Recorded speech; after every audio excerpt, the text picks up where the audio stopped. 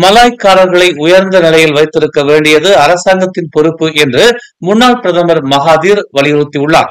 இப்போது மலாய்க்காரர்களின் வாழ்வாதாரத்தை உயர்த்த அரசாங்கம் வழிவகுத்துள்ளதா என்பது சந்தேகத்திற்குரியது என்று அவர் கருத்து தெரிவித்துள்ளார்.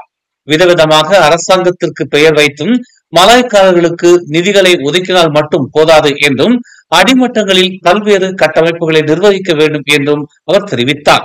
அதிகாரத்தில் மலாய்க்காரர்கள் இருந்தாலும் ஆட்சியில் மலாய்க்காரர்கள் இருந்தாலும் மலாய்க்காரர்கள் இன்னும் ஏழையாக இருந்தால் அரசாங்கத்தின் நிர்வாகத்துவம் சந்தேகத்திற்குள்ளானது என்று மகாதீர் தெரிவித்துள்ளார். இன்று அதிகாலை புத்ராஜயா சாலையில் ஏற்பட்ட விபத்தில் கர்ப்பிணி பெண் உட்பட 3 பலியானதாக ஸ்லாங்கூர் மாநில மீட்புப்படை உதவி இயக்குநர் அமாட் முக்லிஸ் முக்தார் தெரிவித்துள்ளார். அதிகாலை 12:10 மணி அளவில் அவசர அழைப்பை பெற்றதாகவும் கட்டுப்பாட்டை இழந்த வீவா ரக வாகனம் தடுப்புச் சுவரை மோதி விபத்துக்குள்ளானதாகவும் முதற்கட்ட விசாரணையில் தெரிய வந்துள்ளது என்று அவர் கூறினார். வாகனத்தில் இருந்த 4 2 ஆண்கள் 2 பெண்கள் என்று தெரிவிக்கப்பட்ட நிலையில் அதில் 2 ஆண்களும் ஒரு பெண்ணும் சம்பவம் நிகழ்ந்த இடத்திலேயே உயிரிழந்ததாகவும் மற்றொரு பெண் படுகாயம் அடைந்துள்ளதாகவும் அவர் தெரிவித்தார். தாலிபான் தலைமையிலான ஆப்கானிஸ்தான் அரசு பேராளர்களை கல்வி அமைச்சு ஆதரித்தது இஸ்லாமிய குடியரசுக்கு உதவும் புத்ராஜயாவின் கொள்கைக்கு இணங்குவதாக கல்வி அமைச்சு தெரிவித்துள்ளது. சுகாதாரம் மற்றும் மனிதாபிமான உதவி அடிப்படையில் ஆப்கானிஸ்தானுக்கு உதவுவதற்கு அரசாங்கம் தயாராக இருப்பதாக அமைச்சு தெரிவித்துள்ளது. ஆப்கானிஸ்தானுடன் ஒத்துழைப்பை அதிகரிக்க நாடு தயாராக உள்ளது என்று கடந்த ஆண்டு பிரதமர் டாக்டர் ஸ்ரீ அன்வார் இப்ராஹிம் கூறியதற்கு அமைச்சின் அர்ப்பணிப்பு இது என்று கல்வி அமைச்சர் ஃபத்ரினா சிடேக் தெரிவித்துள்ளார். டிஏபி தலைவர் லின்வான் யங் இது குறித்து கேள்வி எழுப்பியதை அடுத்து கல்வி அமைச்சு இந்த பதிலை வெளியிட்டுள்ளது. கோலாலம்பூர் காவல்துறையினரின் தீபாவளி விருந்து உபசரிப்பு கோலாலம்பூர் போலீஸ் தலைமையகத்தில் வெகு சிறப்பாக நடைபெற்றது. இந்நிகழ்ச்சிக்கு சிறப்பு வருகையாளராக கோலாலம்பூர் போலீஸ் துணைத் தலைவர் டாக்டர் அஸ்ரி அக்மோர் அயூப் கலந்து கொண்டார். காவல்துறையினரிடம் ஒற்றுமை மிகவும் முக்கியம் என்று டாக்டர் அஸ்ரி வலியுறுத்தினார். ஒவ்வொரு ஆண்டும் பல பண்டிகைகள் வருகின்றன.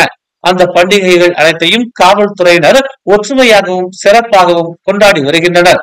அதேபோல் இந்த தீபாவளி விருந்து நிகழ்ச்சியிலும் மூவின மக்களும் கலந்து கொண்டிருப்பது மகிழ்ச்சியாக இருக்கிறது என்று கூறியதோடு இந்திய காவல்துறை அதிகாரிகள் அனைவருக்கும் தீபாவளி வாழ்த்துகளையும் தெரிவித்துக் கொண்டார். இந்நிகழ்ச்சியில் ஸ்தாபாக் மேரி ஆதரவற்றோர் இல்லத்திலிருந்து 30 மாணவர்கள் வரவழைக்கப்பட்டு அவர்களுக்கு உணவு கூடைகளையும் அன்பளிப்பையும் டாக்டர் அஸ்ரி வழங்கினார். இந்நிகழ்வில் SAC Ravinder Singh, SAC Gnanasekaran, ACP Somu உட்பட உயர் அதிகாரிகளும் கலந்து கொண்டனர். அவர்களுக்கு ஏஎஸ்பி மோகன் நன்றி தெரிவித்துக் கொண்டார். காசாவில் மோதல்கள் மற்றும் ஐக்கிய நாடுகள் சபையில் சீர்திருத்தங்கள் உட்பட பல சர்வதேச பிரச்சனைகளில் மலேசியாவின் நிலைப்பாடு அமெரிக்கா உடனான அதன் வலுவான வர்த்தக உறவுகளை பாதிக்காது என்று பிரதமர் டாக்டர் ஸ்ரீ அன்வார் இப்ராஹிம் தெரிவித்துள்ளார். மலேசியா தனது வெளியுறவு கொள்கையில் உறுதியாக உள்ளது என்றும் இது அடுத்த ஆண்டு ஆசியான் தலைமையை ஏற்கும் போது மைய கொள்கையை பேணுவது உட்பட அதன் மக்களின் உணர்வுகளை பிரதிபலிக்கும் உரிமைகளுக்காக வாதிடும் சுதந்திரத்தை நிலைநிறுத்துகிறது என்றும் அவர் வலியுறுத்தினார். அமெரிக்கா மற்றும் ஐரோப்பா உடனான நமது நல்லுறவு தொடரும் என்றும் நமது உரிமைகளை அவர்களால் மறுக்க முடியாது என்றும் வலுவான உறவுகளை பேண தேவையான நடவடிக்கைகளை எடுத்து வருவதாகவும் அன்வார் தெரிவித்துள்ளார். மித்ரா எனப்படும் இந்திய சமூக பொருளாதார உருமாற்ற திட்டம் பல்வேறு திட்டங்களை மேற்கொள்ளவிருக்கிறது.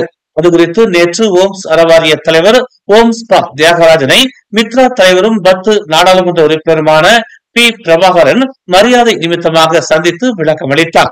பத்து நாடாளுமன்ற உறுப்பினர் பிரபாகரனுடன் மித்ரா பொறுப்பாளர்கள் கலந்து கொண்டதோடு மித்ராவின் செயல் திட்டங்களை ஓம்ஸ் தியாகராஜனிடம் விவரித்தனர். மித்ராவின் அடுத்த கட்ட பணிகள் குறித்தும் மக்களுக்கு பொருளாதார ரீதியில் எத்தகைய உதவிகளை வழங்க முடியும் என்பது குறித்தும் அந்த சந்திப்பில் பிரபாகரன் விவரித்தார். இச்சந்திப்பு சுமார் 1 மணி நேரம் நீடித்தது. மேலும் ஓம்ஸ் தியாகராஜனுக்கு நாடாளுமன்ற உறுப்பினர் பிரபாகரன் பொன்னாடை மாலை அணிவித்து சிறப்பு செய்தார். சிவில் சர்வீஸ் ஊதிய முறையின் கீழ் புதிய உத்தரவின்படி செவிலியர்கள் வாரத்திற்கு 3 மணி நேரம் கூடுதலாக வேலை செய்ய எதிர்பார்க்கப்படுவது நியாயமானது என்று சுகாதார அமைச்சு தெரிவித்துள்ளது. மேலும் கூடுதல் நேரங்கள் பணியாற்றுகிறவர்களின் நலன் சிறப்பாக கண்காணிக்கப்படும் என்று சுகாதாரத்துறை அமைச்சர் டாக்டர் ஜுல்கிஃப்லி உறுதியளித்துள்ளார். அவர்களுக்கு தகுந்த மாதிரியான ஷிப்ட் நேரமும் வழங்கப்படும் என்று அவர் கூறினார். செவிலியர்கள் பொதுவாக வாரத்தில் 4 முதல் 6 நாட்கள் வேலை செய்வதாகவும் ஒரு ஷிப்டுக்கு 12 மணி நேரத்திற்கு மேல் வேலை செய்வதில்லை என்றும் அவர் கூறினார். அவர்களுக்கு 1 மணி நேர இடைவெளியும் வாரத்தில் 1 நாள் முதல் 3 நாட்கள் வரை ஓய்வும் அளிக்கப்படுகிறது என்றும், எனவே இது நியாயமானது என்று தாம் உணர்வதாக அமைச்சர் மேற்கோள் காட்டினார். கோலாலம்பூர் சர்வதேச விமான நிலையத்தில் வெளிநாட்டவரை தாக்கியதாக கூறப்படும் நபர் இடைநீக்கம் செய்யப்பட்டுள்ளதாக போக்குவரத்து துறை அமைச்சர் அந்தோனி லோக் தெரிவித்துள்ளார். சம்பந்தப்பட்ட நபர் மலேசிய ஏர்போர்ட்ஸ் ஹோல்டிங்ஸ் நிறுவனத்தில் வேலை செய்யவில்லை என்றும், அவர் ஏரோ டராட் சர்வீசஸ் சென்ட்ரியான் பிர்காட் நிறுவனத்தில் வேலை செய்கிறவர் என்றும் அந்தோனி லோக் இன்று நாடாளுமன்றத்தில் நடந்த செய்தியாளர்கள் கூட்டத்தில் தெரிவித்தார். பயணிகளால் அவர் தூண்டப்பட்டதாக ஊழியர்கள் தெரிவித்தனர். பயணிகள் சில சமயங்களில் முரட்டுத்தனமாக நடந்து கொள்ளலாம் என்பதை தாங்கள் புரிந்து கொள்வதாகவும், ஆனால் அது எதுவாக இருந்தாலும் ஊழியர்களின் செயலை பாதுகாக்க முடியாது என்றும் அவர் சுட்டிக்காட்டினார். மேலும் செய்திகளை தெரிந்து கொள்ள தமிழ் மலர் நாளிதழை பாருங்கள்.